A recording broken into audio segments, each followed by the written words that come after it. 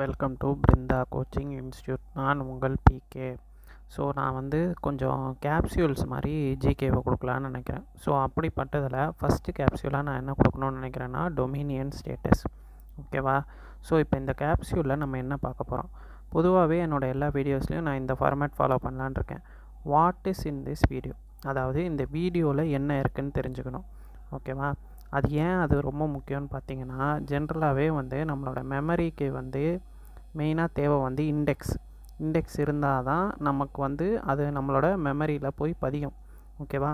So அப்போ இண்டெக்ஸ்னால் என்னென்னா, இப்போ இந்த வீடியோவோட இண்டெக்ஸ், இந்த வீடியோவில் என்னெல்லாம் கற்றுக்க போகிறோன்னு தெரிஞ்சால் தான் அது நம்ம மெமரியில் போய் ஸ்டோர் ஆகும்.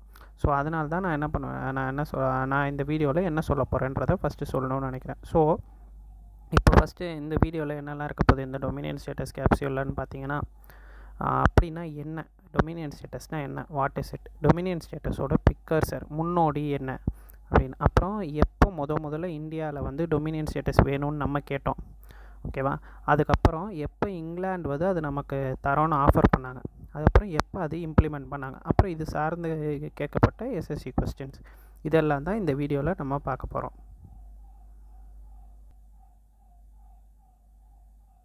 ஸோ இப்போ ஃபஸ்ட்டு கொஸ்டின் என்ன, வாட் இஸ் டொமினியன் ஸ்டேட்டஸ். அப்படின்னா டொமினியன் ஸ்டேட்டஸ்னால் என்ன? ஸோ பொதுவாகவே பார்த்திங்கன்னா ஃபஸ்ட்டு ரூலர்னு ஒருத்தர் இருக்க போகிறாங்க. அந்த ரூலர் தான் நம்மளோட இதில் எக்ஸாம்பிள் பார்த்திங்கன்னா பிரிட்டிஷு. ஓகேவா? ஸோ இப்போ இந்த பிரிட்டிஷ்காரங்கக்கிட்ட நம்ம இந்தியன்ஸ், அதாவது நம்ம தான் நேட்டிவ்ஸ், நம்ம என்ன கேட்டோம் இந்த ரூலர்கிட்டனா டொமினியன் ஸ்டேட்டஸ் வேணும்னு கேட்குறோம் அப்படின்றது தான் நம்மளோட கொஸ்டின். அப்போ நம்ம தான் இவங்ககிட்ட கேட்குறோம். அப்படின்னா என்ன அர்த்தம் அப்படின்னு பார்த்தீங்கன்னா, இதுக்கு முன்னாடி இந்த ரூலர் நமக்கு 2 கொடுப்பாங்க. ஒன்று டிஃபென்ஸு, செக்யூரிட்டி, அதாவது பாதுகாப்பு, இன்னொன்று ஆட்சி. இவங்க நமக்கு டிஃபென்ஸும் செக்யூரிட்டி மட்டும் கொடுத்ததோடு நிறுத்தாமல் நம்மளை ஆட்சியும் இந்த ரூலர் தான் பண்ணாங்க. ஓகேவா? ஸோ இப்போ நம்ம என்ன சொல்கிறோன்னா, நாங்களே எங்களை ஆட்சி பண்ணிக்கிறோம், எங்கள் இஷ்டத்துக்கு எங்களை விட்டுருங்க, ஆனால் எங்களுக்கு பாதுகாப்பும் டிஃபென்ஸு செக்யூரிட்டி மட்டும் நீங்கள் இருங்க. அதாவது கிட்டத்தட்டனா நான் உங்களுக்கு அடிமை தான், ஆனால் என்னோடய ஆட்சியை நான் இது பண்ணிக்கிறேன். உங்களுக்கு என்னை அடிமையாக்கணுன்றது எண்ணம் கிடையாது. உங்களுக்கு தேவை என்னென்னா பணம். ஸோ அந்த பணத்துக்கு நீங்கள் எனக்கு கொடுக்குற பாதுகாப்புக்கு நான் பணம் கொடுத்துட்றேன். ஸோ கடைசி வரைக்கும் நான் உங்களுக்கு கீழேயும் இருப்பேன், அதே சமயத்தில் என்னோடய ஆட்சியை நான் பார்த்துப்பேன். இதுதான் இந்த டொமினியன் ஸ்டேட்டஸ்ன்றது. இதுக்கு பெஸ்ட் எக்ஸாம்பிள் என்னென்னா ஆஸ்திரேலியா, நியூசிலாந்து, இவங்கெல்லாம். ஸோ இந்த பொதுவாகவே இந்த டொமினியன் ஸ்டேட்டஸில் இருக்க கண்ட்ரிலலாம் எப்படின்னா, அதோட மேப்பில் இந்த கார்னரில் அந்த எந்த இது கீழே இருக்காங்களோ அந்த இதோட ஃப்ளாக் வந்துடும். ஓகேவா? ஸோ அதனால தான் இந்த 2 இதுவுமே இந்த ஆஸ்திரேலியா, நியூசிலாண்ட்லாம் பெஸ்ட் எக்ஸாம்பிள்.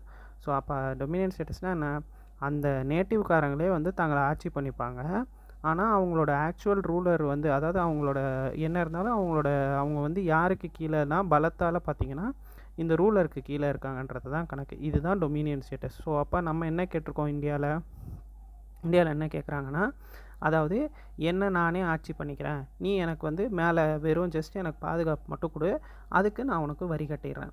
ஓகேவா? இதுதான் டொமினியன் ஸ்டேட்டஸ்ன்றது. இதுதான் நம்ம இந்தியா பிரிட்டிஷ்கிட்ட கேட்டாங்க. ஓகேவா? ஸோ அப்போ இதோட ப்ரிக்கர்சர் என்ன அப்படின்னா, இதோட முன்னோடி என்னன்றதை தான் நம்ம இப்போ பார்க்க போகிறோம். ஸோ அப்போ இதோட முன்னோடி என்னன்னு பார்த்தீங்கன்னா, இதோட முன்னாடி தான் சப்சிடரி அலையன்ஸு. ஓகேவா? ஸோ ஆக்சுவலாக 1798 வெல்லிஸ்லேன்ற வைஸ்ராய் தான் இந்த சப்சிடரி அலையன்ஸை இன்ட்ரடியூஸ் பண்ணார். அதுபடி என்னென்னா, இந்தியன் ரூலர்ஸ் இன்னும் மிச்சம் இருக்க வேறு எந்த ஒரு யூரோப்பியன் கண்ட்ரி கூடயும் அலையன்ஸ் மேக் பண்ணக்கூடாது. 1. 2வது அவங்க இராணுவத்தை அவங்க கைவிட்டுறணும். கைவிட்டுட்டு பிரிட்டிஷ் இராணுவத்தை அவங்களுக்கு கொடுத்துருவாங்க.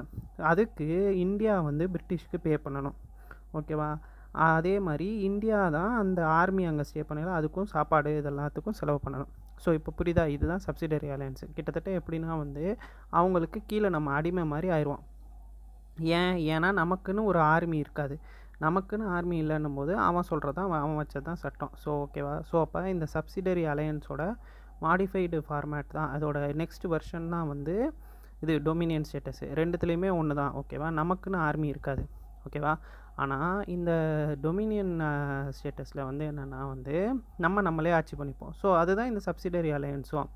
ஓகேவா? ஸோ அந்த சப்சிடரி அலையன்ஸோட மாடிஃபைடு ஸ்டேட் தான் அதோட நெக்ஸ்ட் ஸ்டேட் எவல்யூஷன் தான் இந்த டொமினியன் ஸ்டேட்டஸ்ன்றது. So precursor of dominion status subsidiary alliance. அது 1798 வெல்லிஸில் இது பண்ணியிருப்பார். ஓகேவா? ஸோ இப்போ இந்த சப்சிடரி அலையன்ஸ் படி முதல்ல இந்த சப்சிடரி அலையன்ஸில் சேர்ந்தது வந்து எந்த எந்த இதுன்னு பார்த்தீங்கன்னா ஹைட்ராபாட். இந்த நிசாமோட இதில் ஆட்சி கீழே இருக்க இந்த ஹைட்ராபாட் தான் ஃபஸ்ட்டு வந்து சப்சிடரி அலையன்ஸில் சேர்ந்தாங்க, எந்த ஒரு பிரச்சனையும் பண்ணிக்காமல். ஆனால் ஃபோர்த்து கர்நாட்டிக் வாரில் திப்பு சுல்தான் கொல்லப்பட்டதுக்கு அப்புறமேட்டு வந்து மைசூர் வந்து ஆட்டோமேட்டிக்காக இந்த சப்சிடரி அலையன்ஸ் மூலயமா இந்த வெலிஸ்லேன்றவங்க வந்து அந்த வைஸ்ராய் வந்து அப்போ அதை டேக் ஓவர் பண்ணிட்டாங்க. அதுக்கப்புறம் 1901 வந்து ஆவாது யூபியில் இருக்கிறத வந்து சப்சிடரி அலையன்ஸ் மூலமா இது பண்ணிக்கிட்டாங்க. ஸோ இது 3மே எஸ்எஸ்சி கொஸ்டின் தான். அதாவது 5 எஸ்எஸ்சி கொஸ்டின் இருக்குது இதில். சப்சிடரி அலையன்ஸ் எப்போ கொண்டு வந்தாங்க? 1798. யார் கொண்டு வந்தா? வெலிஸ்லே. முதல்ல அதில் ஆக்கிரமிக்கப்பட்டது என்னதுன்னா ஹைட்ராபாட்டு. அதுக்கப்புறம் இது ஃபோர்த் கர்நாட்டிக் வாரோட எண்ட் என்னென்னா சப்சிடரி அலையன்ஸ் மூலயமா இதை மைசூரை வந்து பிரிட்டிஷ் அனெக்ஸ் பண்ணாங்க. அப்புறம் ஆவாதுன்றதை வந்து எப்போ அனெக்ஸ் பண்ணாங்கன்னா 1801. இது வந்து ஒரு SSC question. When Awadh was annexed by subsidiary alliance 1801. ஓகேவா?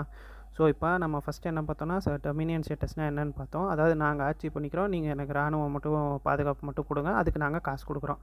அதோட ப்ரிக்கர்ஸ் என்னென்னா அதுதான் சப்சிடரி அலையன்ஸ். அதாவது நீங்கள் வந்து எந்த யூரோப் கண்ட்ரி கூடயும் ஒப்பந்தம் போடக்கூடாது, நீங்கள் உங்கள் இராணுவத்தை நாங்கள் மெயின்டைன் பண்ணிக்க, எங்கள் இராணுவத்தை கைவிட்டுறோம், உங்கள் இராணுவத்துக்கு எங்களுக்கு கொடுங்க, அதுக்கு நாங்கள் காசு கொடுக்குறோம். ஸோ சப்சிடரி அலையன்ஸோட நெக்ஸ்ட் ஸ்டேட்டஸ் தான் இப்போ சப்சிடரி அதாவது டொமினியன் ஸ்டேட்டஸோட முன்னோடியாக சப்சிடரி அலையன்ஸை பார்த்துட்டோம். இப்போது எப்போ நம்ம முதல்ல இந்த சப்சிடரி அலையன்ஸுக்கு பதிலாக நம்ம வந்து இந்தியா வந்து முதல்ல டொமினியன் ஸ்டேட்டஸ் வேணும்னு நம்ம கேட்டோம், அதை தான் பார்க்க போகிறோம். அதுக்கு என்ன பண்ணணும்னு பார்த்தீங்கன்னா, ஸோ இப்போ வந்து பார்த்தீங்கன்னா ஃபஸ்ட்டு வந்து சைமன் கமிஷன், இது வந்து 1927 இது பண்ணாங்கன்னு தெரியும். இதில் என்ன பிரச்சனை? இந்தியன்ஸே இல்லை, 7 எம்பியுமே வந்து இங்கிலாந்துலேருந்து தான் வந்திருக்காங்க. ஓகேவா? அப்போது இதுக்கு நம்ம எல்லாருமே வந்து ரிவோல்ட் பண்ணோன்னே பர்கன் ஹெட்டுன்றவன் என்ன சொல்லுவான்னா, அவன் வந்து சேலஞ்ச் பண்ண வேண்டியவன், நீங்கள் முதல்ல ஒற்றுமையாக இருந்து ஒரு கான்ஸ்டியூஷன் கொடுங்க, அப்படி நீங்கள் கொடுத்துட்டிங்கன்னா நாங்கள் வந்து உங்களுக்கு என்ன சொல்கிறது கொடுத்து காமிங்க அப்படின்ற மாதிரி சேலஞ்ச் பண்ணுவாங்க. அதுக்கு அதை விட்டுட்டு தேவையில்லாமல் இந்தியன்ஸ் வேணும் அப்படின்லாம் கேட்காதீங்க, உங்களை விட்டாலும் நீங்கள் இந்த சைமன் கமிஷனில் சண்டை போட்டுக்க தான் செய்வீங்க அப்படின்னு சொல்லி அவர் ஒரு சேலஞ்ச் கொடுப்பார். அப்போ இதை கேட்ட உடனே என்ன ஆவாங்கன்னா 1928 பிப்ரவரி மாதத்தில் லக்னோவில், அதாவது யூபியோட கேபிட்டலில் ஆல் பார்ட்டி காங்கிரஸ் ஒன்று நடக்கும். அதில் முஸ்லீம் லீக், இந்தியன் நேஷனல் காங்கிரஸ் எல்லாருமே வருவாங்க. ஓகேவா? ஸோ அந்த காங்கிரஸ் வந்து ஒரு கமிட்டி ஃபார்ம் பண்ணும். அந்த கமிட்டியோட சேர்மன் யாருன்னா மோட்டிலால் நேரு. நல்லா ஞாபகம் வச்சுக்கோங்க, ஜவஹர்லால் நேருவோட அப்பா. ஜவஹர்லால் நேரு கிடையாது, இது மோட்டிலால் நேரு இதை குறிக்கிறது. ஓகேவா? இவங்களும் 8 மெம்பர்ஸும் சேர்ந்து இந்த ஆல் பார்ட்டி காங்கிரஸ் மூலயமா கான்ஸ்டிடியூஷன் ஒன்றை வந்து உருவாக்கணுன்றதுக்காக தான் இந்த இது பண்ண வைப்பாங்க. அந்த 8 மெம்பரில் ரொம்ப முக்கியமானவங்க வந்து 3 பேர். ஒன்று தேஜ் பகதூர் சப்ரோ, அப்புறம் இன்னொன்று வந்து ஜெயக்கர், அப்புறம் முக்கியமான ஆள் சுபாஷ் சந்திர போஸ், அப்புறம் இதோட செக்ரட்டரி வந்து ஜவஹர்லால் நேரு. ஓகேவா? இந்த கமிட்டி ஃபைனலாக ஒரு ரிப்போர்ட் சப்மிட் பண்ணிச்சு, அது பேர் தான் நேரு ரிப்போர்ட். இந்த இதில் குறிக்கிற இந்த நேரு வந்து மோட்டிலால் நேரு, ஜவஹர்லால் நேரு கிடையாது, மோட்டிலால் நேரு. நல்லா ஞாபகம் வச்சுக்கோங்க. இது ஒரு தனி கேப்சூல் இருக்குது, நான் அதை அப்புறமேட்டு போடுறேன். ஸோ இப்போ பார்த்தீங்கன்னா இந்த இது வந்து பார்த்திங்கன்னா இந்த நேரு ரிப்போர்ட் வந்து பார்த்திங்கன்னா செப்டம்பரில் நேரு ரிப்போர்ட் சப்மிட் பண்ணாங்க. ஆனால் இதை வந்து ஜவஹர்லால் நேரு சைன் போடலை. ஏன்னா ஜவஹர்லால் நேருவோட மைண்ட் செட் என்னென்னா இண்டிபெண்டன்ஸ், பூர்ண ஸ்வராஜ் தான் அவரோட மைண்ட் செட்டு. ஓகேவா? டொமினியன் ஸ்டேட்டஸ் எனக்கு வேணான்றார். அதாவது நான் ஆட்சி பண்ணிட்டு நீ என்னை பாதுகாப்பு கொடுத்து நான் உனக்கு இதுவும் கிட்டத்தட்ட வந்து நமக்கு இண்டிபெண்டன்ஸ் இல்லாததுக்கு சமம் தானே. ஸோ அதனால் வந்து டொமினியன் ஸ்டேட்டஸ் வேணான்னு நினைக்கிறவர் தான் ஜவஹர்லால் நேரு. அதே தான் சுபாஷ் சந்திர போஸும். ஆனால் வேறு வழி இல்லை, இப்போதைக்கு அந்த 1928 காலகட்டத்தில் டொமினியன் ஸ்டேட்டஸே பெருசுன்றதுனால இவங்க 2 பேரும் அந்த ரிப்போர்ட்டுக்கு ஹெல்ப் பண்ணியிருப்பாங்களே ஒழிய, ரிப்போர்ட்டுக்கு ஹெல்ப் பண்ணாங்க. ஆனால் இதுக்கு வந்து ஜவஹர்லால் நேரு வந்து சைன் போட மாட்டார். ஓகேவா? ஸோ அப்போ நம்ம முதல்ல இந்தியா வந்து எப்போ டொமினியன் ஸ்டேட்டஸ் கேட்டுச்சுன்னா நேரு ரிப்போர்ட் மூலயமா தான் ஃபஸ்ட்டு கேட்டுச்சு. ஓகேவா? அப்போ இதை வந்து ஃபஸ்ட்டு டிமாண்ட் பண்ண ஆளுங்க யாருன்னு பார்த்தீங்கன்னா முதல்ல தேஜ் பகதூர் சப்ரோவும் ஜெயக்கர், இவங்க 2 பேர் தான் முதல்ல டிமாண்ட் பண்ணாங்க. ஓகேவா? இவங்க 2 பேர் தான் முதல்ல கேட்டாங்க. அதனால தான் இவங்க 2 பேர் இந்த இந்த கமிட்டியில் ஒரு மெம்பராக இருக்காங்க. ஸோ முதல்ல இந்தியா தரப்பில் அஃபிஷியலாக டொமினியன் ஸ்டேட்டஸ் வேணும்னு கேட்கப்பட்டது எதுலன்னா இந்த நேரு ரிப்போர்ட்டில். அது எப்போனா 1928. ஓகேவா? ஸோ இப்போ அவங்க அந்த ரிப்போர்ட்டை கொடுத்ததோடு நிறுத்தாமல் 1 இயர் டைம் கெடு கொடுத்தாங்க பிரிட்டிஷ்க்கு, இதுக்கு நீங்கள் ரெஸ்பாண்ட் பண்ணியே ஆகணும்னு. ஓகேவா?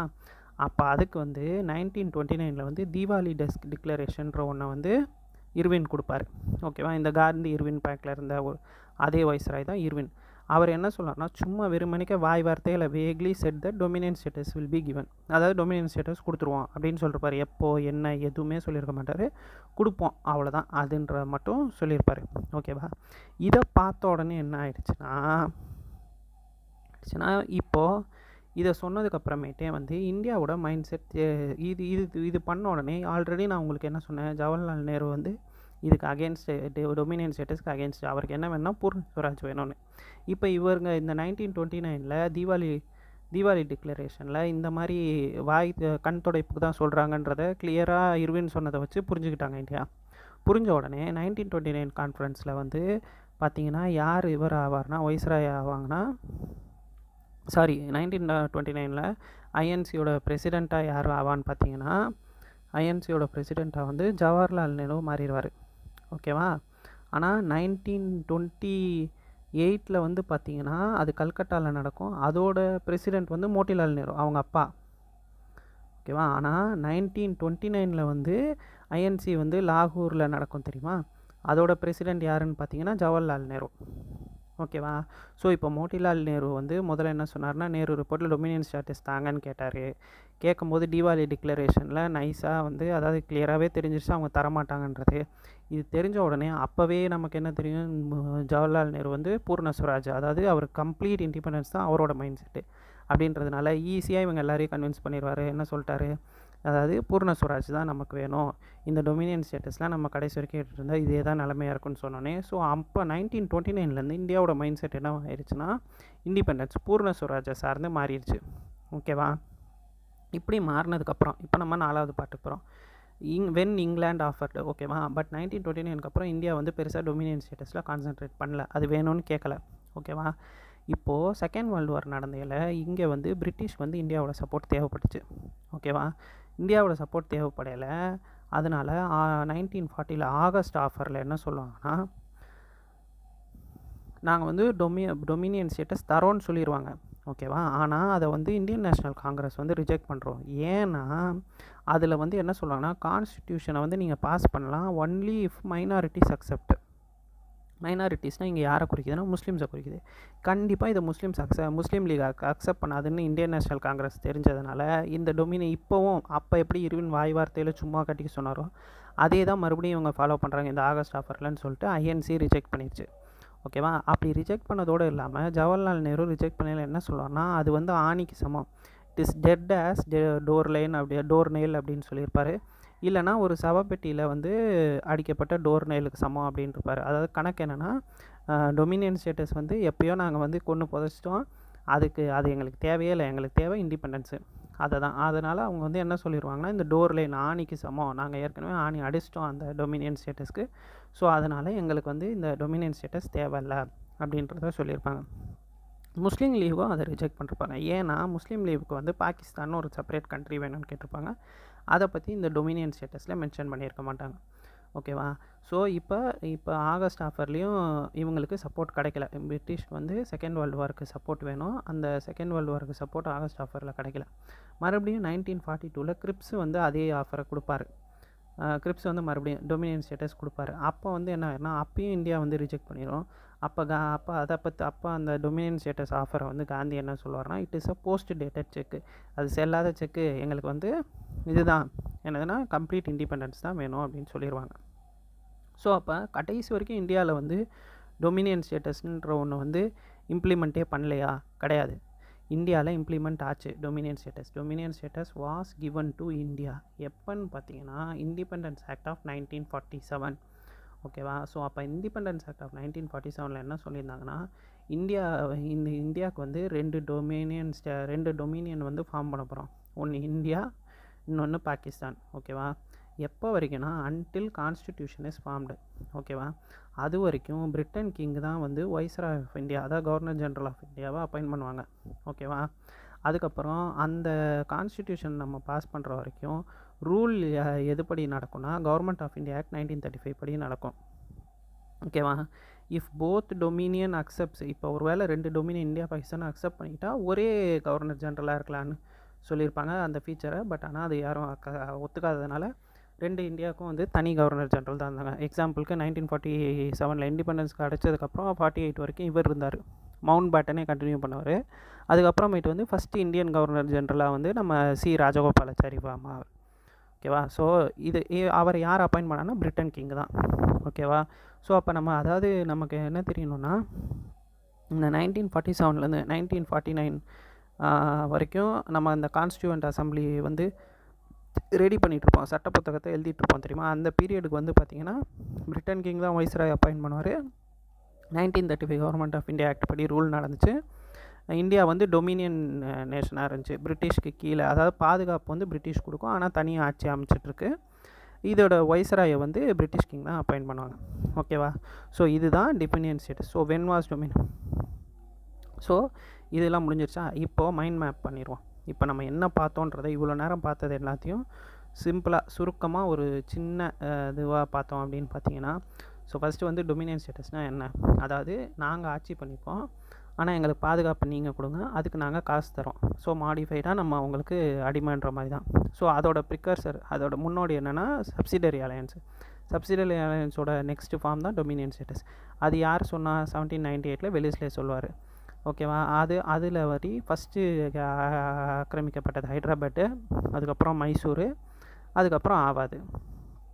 இப்போ வந்து எப்போ இந்தியா முதல்ல டொமினியன்ஸ் அந்த சப்சிடரி அலையன்ஸே மாற்றி வந்து டொமினியன் ஸ்டேட்டஸ்ன்றது எப்போ இந்தியா முதல்ல கேட்கும் அப்படின்னு பார்த்தீங்கன்னா, நேரு ரிப்போர்ட் 1928. யார் அந்த இதில் நேருன்றது மோட்டிலால் நேருவை குறிக்குது.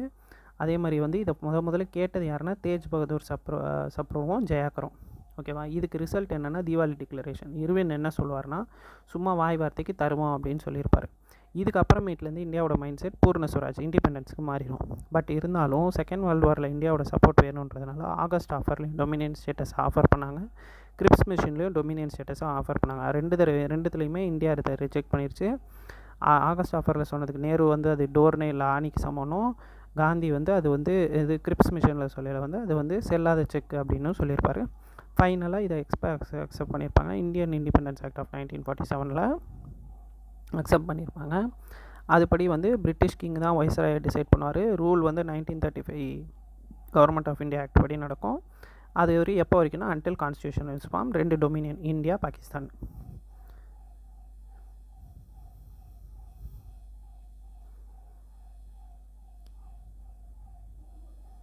ஸோ இப்போ சில எஸ்எஸ்சியில் கேட்ட கொஸ்டின்ஸ் எல்லாம் இது பண்ணியிருக்கேன்.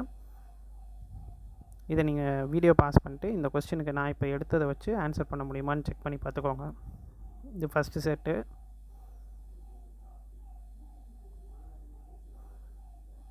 அப்புறம் இது செகண்ட் செட் ஆஃப் கொஸ்டின்ஸு. இது ரெண்டுத்தையும் பாஸ் பண்ணிவிட்டு இதுக்கு ஆன்சர் பண்ண முடியுதான்னு பார்த்துக்கோங்க. ஸோ இப்போ நான் வந்து அதுக்கு ஆன்சர்ஸ் வந்து டிஸ்கஸ் பண்ணுறேன். So when Awadh was annexed by subsidiary alliance 1801. இது வந்து சிஹெச்எஸ்எல்ல கேட்டப்பட்ட கொஸ்டின். இதுக்கு மேலே பார்க்க போகலாம் SSC question. Who first demanded Dominion status. அது யார் ரெஜிஸ்டர் பண்ணால் தேஜ் பகதூர் சப்ரோவும் ஜெயாக்கர். இவங்க 2 பேர் தான் முதல்ல வந்து டொமினியன் ஸ்டேட்டஸ்னு ஒன்று வேணும்னு கேட்டாங்க. When India first demanded dominion ஸ்டேட்டஸ்னால் நேரு ரிப்போர்ட் படி 1928 கேட்டிருப்பாங்க. இதில் இந்த நேரு ரிப்போர்ட்டில் இருக்க நேருன்றது வந்து மோட்டிலால் நேரு, ஜவஹர்லால் நேரு கிடையாது. நல்லா ஞாபகம் வச்சுக்கோங்க. அப்புறம் இதுக்கு ஒரு நிமோனிக் கூட வேணால் ஞாபகம் வச்சுக்கோங்க. என் வந்து 14th லெட்டர் ஆல்ஃபபெட்டில். So 14 × 2 90 to 28. ஒரு வேளை 28 27 டவுட் வந்துச்சுன்னா N14 14 × 2 28. அதுக்கப்புறம் reaction of British for Nehru report என்ன. தீபாவளி டிக்ளரேஷன் ஒன்று கொடுத்தாங்க 1929 ஐர்வின்னு. ஆனால் சும்மா ஐவாஷ்க்கு இது டொமினியன் ஸ்டேட்டஸ் தரோன்னு சொல்லிட்டாங்க. Did Jawaharlal Nehru submit signed Nehru report. கண்டிப்பாக கிடையாது. நோ. ஏன்னா அவர் வந்து பூர்ண ஸ்வராஜ் இது பண்ணவர். அதனால தான் 1930 லாகூர் செஷன் 1929 லாகூர் செஷனில் பூர்ண ஸ்வராஜ் டிக்ளேர் பண்ணி 26 ஜனவரி 1930 நம்ம பூர்ண ஸ்வராஜ் கொண்டாடினோம். ஓகேவா. இப்போ வந்து which governor vaguely offer dominion status. Irwin 1929 Deepavali டிக்ளரேஷனில். Was dominion status offered. இந்த 5 இதில் வந்து எப்போ டொமினியன் ஸ்டேட்டஸ் ஆஃபர் பண்ணியிருப்பாங்க. எஸ் ஆர் நோவா. இந்தியாவோட ரியாக்ஷன் என்ன அதை பற்றி பார்க்க போகிறோம். Was dominion status offered in August offer. Yes, August ஆஃபரில் கொடுத்தாங்க. ஆனால் இந்தியா வந்து வேணான்னு சொல்லிட்டாங்க. ஜவஹர்லால் நேரு அது வந்து ஆணிக்கு சமம் டோர் நைல்னு அதை கம்பேர் பண்ணியிருப்பார். கிரிப்ஸ் மிஷனில் மறுபடியும் கொடுத்துருப்பாங்க. இந்த 2 இதுலேயுமே ஏன் கொடுத்தாங்கன்னா செகண்ட் வேர்ல்டு வாரில் இந்தியாவோட சப்போர்ட் வேணுன்றதுக்காக. 2 தடவையும் இந்தியா ரிஜெக்ட் பண்ணிடுச்சு. 2வது தடவை வந்து மகாத்மா காந்தி வந்து அது போஸ்ட் டேட்டட் செக்குன்னு சொல்லியிருப்பார். சைமன் கமிஷனில் டொமினியன் ஸ்டேட்டஸ் ஆஃபர் பண்ணாங்களா? நோ. ஏன் ஆஃபர் பண்ணல அப்படின்னு பார்த்தீங்கன்னா, பிரிட்டிஷ்காரங்களை பொறுத்த வரைக்கும் 1929 தீவாலி டிக்ளரேஷனில் டொமினியன் ஸ்டேட்டஸ் கொடுத்துட்டோம் அப்படின்றதுனால சைமன் கமிஷனில் அதை பற்றி பேசலை. கவர்மெண்ட் ஆஃப் இந்தியா ஆக்ட் 1939 அதை பற்றி டொமினியன் ஸ்டேட்டஸ் கொடுக்கல. இந்தியன் இண்டிபெண்டன்ஸ் ஆக்டில் டொமினியன் ஸ்டேட்டஸ் கொடுத்தாங்கன்னா எஸ். ஏன்னா எஸ் எப்போ வரைக்கும்னா until independence. Who said dominion status as door nail 1940 Jawaharlal Nehru August ஆஃபருக்கு இது கொடுத்ததுக்கு அப்புறம் போஸ்ட் டேட்டட் செக்னு Mahatma Gandhi 1942. Did India ever got dominion status? Yes. எப்போனா பை விச் ஆக்ட் அப்படின்னு பார்த்தீங்கன்னா Indian independence act of 1947. until when dominion status validனா until constitution was found. When was dominion status given to India? 1947. Thank you.